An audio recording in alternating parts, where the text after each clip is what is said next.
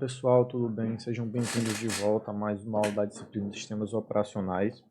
Nessa sequência de aulas a gente está falando sobre o gerenciamento de memória e nessa aula a gente vai começar a falar um pouquinho sobre o espaço de endereçamento de memória, tá? Como é feito a alocação desse espaço de endereçamento para os diferentes processos. Então, uma solução melhor, né, para você fazer o gerenciamento de memória foi inventar uma abstração para a memória, né, o espaço de endereçamento. Então, o espaço de endereçamento ele é um conjunto de endereços que um processo pode usar para endereçar a memória, né? Para poder ele acessar a memória. Ele vai ter alguns endereços e assim ele vai conseguir acessar o espaço de memória que está reservado para ele. Então, cada processo ele tem o seu espaço de memória único, permitindo assim que diferentes processos não acessem os mesmos endereços de memória, né? Entrando naqueles problemas de acesso indevido, de outro programa, sobrescrita de dados, etc. Então essa solução ela usa uma versão particularmente simples, né, de realocação dinâmica dos espaços de endereçamento, e ele mapeia cada espaço de endereçamento do processo em uma parte diferente da memória física, né? Então a solução é você equipar cada CPU com dois registradores de hardware especiais, que é o registrador base e o registrador limite. Feito isso, né, dado que você tem esses dois registradores na CPU, né, o registrador base e o registrador limite, ambos são protegidos pelo sistema operacional, tá? E os programas eles são alocados em posições consecutivas de memória, né? Isso não permite a realocação durante o carregamento do processo. Então, quando um processo é executado, o registrador base ele recebe a posição inicial da memória daquele processo e o registrador limite recebe o comprimento do programa. Então, com esses dois registradores, o processo ele sabe quais endereços de memória ele pode acessar, ou seja, ele vai começar no endereço que está armazenado dentro do registrador base e o máximo que ele pode utilizar está aqui no registrador limite. Então, ele não pode acessar endereços de memória fora desses espaços aqui definidos pelo SO. Vamos ver um exemplozinho, um gráfico aqui para tentar entender melhor. Por que a gente usa registrador base e registrador limite? Então, para você não usar os endereços absolutos da memória, por exemplo, você vai ter valores lá de 100 mil, 150 mil, endereço 1 milhão e tanto. Para você não utilizar esses endereços absolutos, né, que você também não vai conseguir, imagine que você tem dois programas. Aí, se você diz que um programa vai acessar endereço 100 mil e tanto, ele só vai poder acessar aquele endereço específico, ou seja, o SO ele não vai poder realocar esse processo em diferentes blocos de memória, né? Então, para você não utilizar esses endereços absolutos, usa-se o valor armazenado no registrador base, acrescido do valor do endereço de memória, né? Então, esse valor ele deve ser menor do que o valor armazenado no registrador limite. Então, se o processo ele começa aqui no endereço 0, né? E ele só pode acessar até o 20. Então, aqui o registrador limite dele vai ser 20 e o endereço base dele vai ser 0. Então, ele só pode acessar os endereços que estão de 0 a 20. Se esse programa 1 for movido para outro espaço de memória, digamos que isso aqui é a memória, aí você tem aqui endereços na casa dos 10 mil até 10.020, né? Até 10.020. Eita, aí foi 1020. Então, vamos deixar aqui 1000, né? Então, você tem aqui 20 espaços de endereçamento de memória. Tá? Esse programa aqui, ele está executando aqui agora, mas ele não sabe que está executando o endereço 1000 ao endereço 1020. Para ele está executando o endereço 0 ao 20. Então, essa abstração permite que eu pegue esse programa e jogue em qualquer bloco de memória que eu quiser, porque ele vai utilizar esses valores aqui relativos, vai acessar os endereços de memória e automaticamente o valor que ele está tentando acessar aqui vai ser convertido para o endereço absoluto pelo gerenciador de memória, tá? Então isso permite que ele acesse de forma facilitada os valores e também que um programa não acesse o endereço de memória de outros programas, tá? Então aqui é como ficaria no final, né? Ele aqui está alocado do 64 ao 84, esse aqui do 0 ao 20. Então ele só vai acessar os endereços dentro desse aqui, tá? Nesse caso aqui, ó, quando o registrador base for 64, por exemplo, aí ele quer acessar o endereço 0, aí vai 64 mais 0. Ele acessa o endereço 64. Se ele quiser acessar o último endereço, aí seria 64 mais O registrador limite, por exemplo, digamos que aqui seja 20, né? Então, vai dar 84, tá? Então, é mais ou menos assim que é feita essas continhas dos endereçamentos a partir do registrador base e do registrador limite. Então, cada vez que um processo ele referencia a memória, o hardware da CPU automaticamente soma o valor base ao endereço gerado pelo processo antes de enviar o endereço ao barramento da memória. E, simultaneamente, ele verifica se o endereço é igual ou maior que o registrador limite, né? Caso no qual um erro é gerado e o acesso é abortado, porque ele não pode acessar valores, né, igual ou maiores que o registrador limite, tá? Então, usar o registrador limite e o registrador base é um modo fácil de dar a cada processo seu próprio espaço de endereçamento privado, né, pois cada endereço da memória gerado automaticamente tem o conteúdo do registrador base acrescentado a ele, né, permitido fazer aquele joguinho lá que eu mostrei de acessar os endereços de forma relativa. Então, a desvantagem se dá pela necessidade de você ter que executar uma adição e uma comparação em cada vez que você vai acessar um endereço de memória, tá? Então, isso é a desvantagem. E sobre a troca de memória, né? O swapping. O que é o swapping? Imagine que a gente tem memória infinita, né? Então, poderíamos executar todos os programas da memória principal e evitar esses problemas de gerenciamento de memória, né? Porém, a memória principal ela é bastante limitada, né, em termos de capacidade e necessita de uma gerência precisa para utilizar bem o recurso da memória principal. Então, normalmente, falta memória para todos os processos, certo? E neste cenário, né, faz necessária a troca de processos na memória, permitindo que todos os processos executem, porque o processo só pode executar se ele estiver na memória, e é feita a troca temporária de processo para o disco. Então, o processo ele é movido para o disco, porque ele não está executando, utiliza o espaço de memória que era utilizado por esse processo para executar um outro processo. Quando esse processo precisar de um novo processamento, ele é movido de volta para a memória principal, executado, e um outro é movido para o disco. Tá? Então você tem algoritmos que ficam periodicamente verificando a atividade dos processos e ficam movendo alguns para o disco quando essa atividade é baixa. Tá?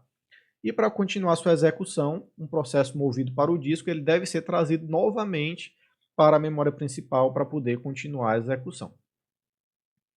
Então imagine isso aqui é um print screen, tá, de um computador Windows que está no gerenciador de tarefas, né, que vocês podem ver os processos e o uso de memória deles. Então percebam que o Google Chrome aqui facilmente ele utiliza aqui 1,5 GB, né? Só esse processo aqui, né, que tem 7 dependências, ele vai utilizar quase 1 GB de memória, né? Os outros aqui é 200, 180 e etc. Então, facilmente um navegador web usa 1 GB de memória RAM ou mais, né? Então, dado que os computadores, né, em geral possuem aí atualmente 4 GB, né? Às vezes 6 ou 8, então você utilizar 1 GB de 4 é um valor expressivamente alto para você estar executando um único programa, né? Um único programa que tem diversos processos, né? E outro exemplo, um jogo, né? Os jogos também consomem bastante memória, como o League of Legends, ele usa em média 2 GB no modo simples, né? Isso só de memória RAM, né? Fora a GPU que ele está consumindo, a CPU e etc. Tá? Então, tem programas que realmente executam muita memória. E você não tem memória suficiente para todos esses programas, né? Então você tem que fazer esse gerenciamento de ficar alocando e desalocando eles da memória principal, executando, botando no disco, trazendo do disco e fazendo esse joguinho aí para que todos consigam executar. Em princípio, né, um sistema que utiliza o swapping, ele pode ser baseado em partições fixas, tá? Então, sempre que um processo ele é bloqueado, ele pode ser movido para o disco em um outro processo que é trazido do disco para a sua partição em memória. E na prática, essas partições fixas, elas são pouco atrativas quando a área de memória é escassa, né? Então, muita memória é perdida por programas muito pequenos, que o tamanho da partição, e assim, um novo sistema de gerenciamento de memória foi desenvolvido, chamado de gerenciamento com partições variáveis. Então imagine que aqui você tem a memória, tá? Aí você divide ela em tamanhos fixos. Digamos que isso aqui seja 1 megabyte. Tá? Geralmente é na casa dos KB, mas aqui é um motivo de ilustração. Então, cada espaço desse aqui tem um tamanho fixo. Tá? Isso aqui é fixo. Todos os endereços de memória, os espaços de endereçamento, eles vão ser de tamanho fixo. Então, todos aqui vão ser 1 megabyte, por exemplo. Se você tem lá um programa que usa 10 KB, né? Muito menos do que 1 mega, ele vai utilizar um espaço desse todo. Mesmo que ele não use, né? Se ele só usar isso aqui, ó, todo esse resto aqui vai ser reservado para ele, porque um processo não pode acessar o espaço de endereçamento de outro. Então, o endereçamento de um processo que for fixo, ele vai ter esse problema, porque você pode alocar um espaço de endereçamento muito grande para um processo que usa muito pouco. Tá? Então, se isso acontecer com frequência, você vai ter uma subutilização muito grande da memória. Tá? E para evitar esse problema, você tem essa nova abordagem que é o gerenciamento a partir de partições variáveis que a gente vai ver agora. Então, quando partições variáveis são usadas, o número e tamanho de processo da memória ele varia de forma dinâmica. Tá? Então, aqui você teria o processo A executando, agora o A e o B, agora o A, o B e o C. E vejam que isso aqui é a memória livre. Tá? Então, a memória livre tem um tamanho máximo lá da memória e conforme o processo vai sendo alocado, vai sendo criado o espaço de endereçamento do tamanho que o processo necessita. Tá? Então, se ele necessita de mais, é alocado um espaço maior para ele. Se ele necessita de menos, é retirado o espaço de memória dele. Tá? Então, a estratégia mais simples, né, chamada de troca de processo, também chamada de swapping, ele consiste em trazer, né, em sua totalidade, cada processo para a memória, executá-lo durante um certo tempo e então devolvê-lo no disco, né, de forma que não ocupe qualquer espaço da memória principal quando não está executando. Né? Voltando para aquele exemplozinho, inicialmente o processo A é carregado na memória, tá? O processo A aqui. Posteriormente, o B e o C também são carregados na memória, não, o B e o C. Contudo, não há espaço para D ser carregado. Então veja aqui o tamanho de D. Nesse cenário aqui, onde a gente tem o A, B e o C, o D ele não cabe nesse espacinho aqui de memória. O que a gente faz? A gente tem que remover algum desses processos que estão aqui para poder alocar o D, tá? E é isso que exatamente que ele faz. Então, retira-se o processo A, né? Ou seja, que retirou-se o A da memória principal, botou ele para o disco ou encerrou o processo. Aloca o processo D, o processo D executa e tal. Aí o A precisa executar novamente. Então, agora tem que liberar outro processo. Qual processo a gente vai liberar? Que está mais ocioso, digamos. Então, retira o B. Retirou o B, ficou com espaço livre. Aqui dá para encaixar o A. Se não desse, removeria o D ou removeria o C também para poder encaixar o A. Tá? Então, essa alocação dinâmica ela é feita aí em tempo de execução para alocar todos os processos da memória principal. Então, essa flexibilidade de você não ter um número fixo de partições, ela aumenta a utilização da memória, né? Mas também complica a tarefa de alocar e liberar a memória, bem como gerenciar essa alocação e desalocação dos espaços de memória. Então é possível combinar todos esses espaços livres disjuntos em um único espaço livre, movendo todos os processos para um lado da memória. E essa técnica é conhecida como compactação de memória. Né? Um ponto negativo desse método é saber o quanto de memória alocar para um processo. Imagine que se os processos são criados com um tamanho fixo, que permanece constante ao longo de sua execução, então a alocação é simples, né? Aloca-se exatamente o necessário ao tamanho do processo. Porém, na prática, esses segmentos de dados e a pilha de um processo, ele vai variando conforme o processo vai executando, né? Geralmente ele vai crescendo. E se o processo necessitar expandir a sua memória, ele deve buscar um espaço na memória para armazená-lo, né? Então, quando a memória é atribuída dinamicamente, o sistema operacional ele deve gerenciá-la. De modo geral, há dois tipos de você verificar a utilização da memória, tá? Utilizando o gerenciamento de memória com mapa de bits e utilizando o gerenciamento de memória com listas encadeadas. Então, com o mapa de bits, a memória ela é dividida em unidades de alocação, né? Desde um pequeno número de palavras até muitos kbytes. E para cada unidade de alocação, existe um bit no mapa de bits, que é 0 se a unidade estiver livre e 1 caso ela esteja ocupada, né? Ou vice-versa, tá? É nomenclatura isso aí. Então, essa aqui seria uma representação gráfica, né? Você tem os espaços de memória e cada segmento desse, ele vai ter um bit representando se ele está ocupado ou desocupado, certo? Se ele vai ser 0 ou se ele vai ser 1. Então, o tamanho de cada unidade de alocação é uma importante característica do projeto, né? Então, quanto menor for a unidade de alocação, maior vai ser o mapa de bits. Por quê? Se você tem unidades de alocação menores, você vai ter mais quantidade de alocação, né? Embora com um espaço menor. Isso vai gerar um mapa de bits maior, porque cada segmento desse vai ter um bit representando se ele está vazio ou ocupado. E já se a unidade de alocação for grande, o mapa de bits vai ser pequeno.